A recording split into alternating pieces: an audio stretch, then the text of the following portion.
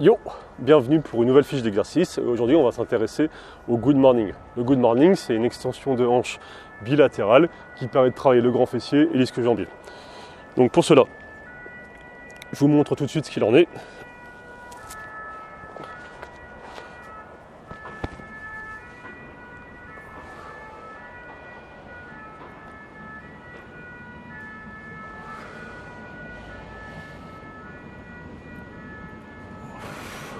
Ok.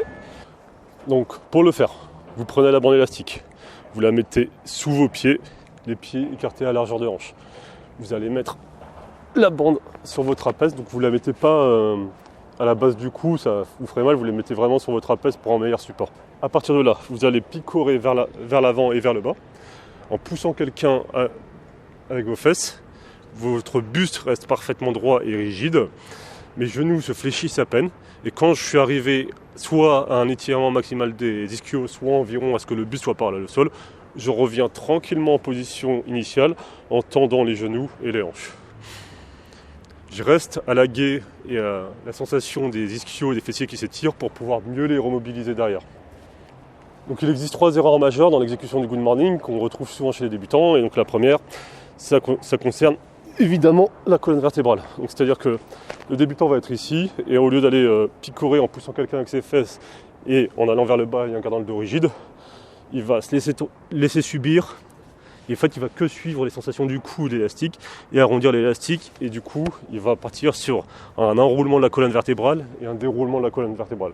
C'est pas ce qu'on veut. On veut un gainage impeccable, aussi bien au niveau lombaire que dorsal, pour étirer les ischio-jambiers. La seconde erreur, elle concerne toujours la non-utilisation des ischio-jambiers. Mais cette fois-ci, le débutant, il va avoir compris ce gainage nécessaire au niveau du buste, cette rigidité.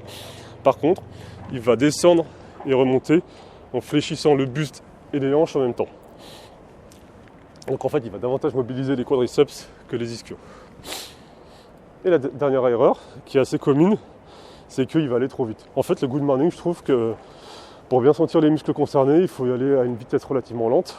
Il faut être à l'aguet des sensations. Donc en fait, si je suis sur cette vitesse, là je sens parfaitement mes ischios, mes fessiers, et donc je peux les remobiliser. C'est parce que je les ai sentis s'étirer que je peux les recontracter volontairement. Par contre, si je vais vite comme ça, en fait je vais moins les sentir, et je pense que c'est d'abord les muscles du rachis, donc les érecteurs spinaux qui vont s'insérer ici et finissent là, que l'on va activer en premier. Et on va jouer pas mal sur le rebond. Et là, je vais beaucoup moins sentir les ischios, les fessiers, je vais plus sentir les trapèzes et les muscles du dos.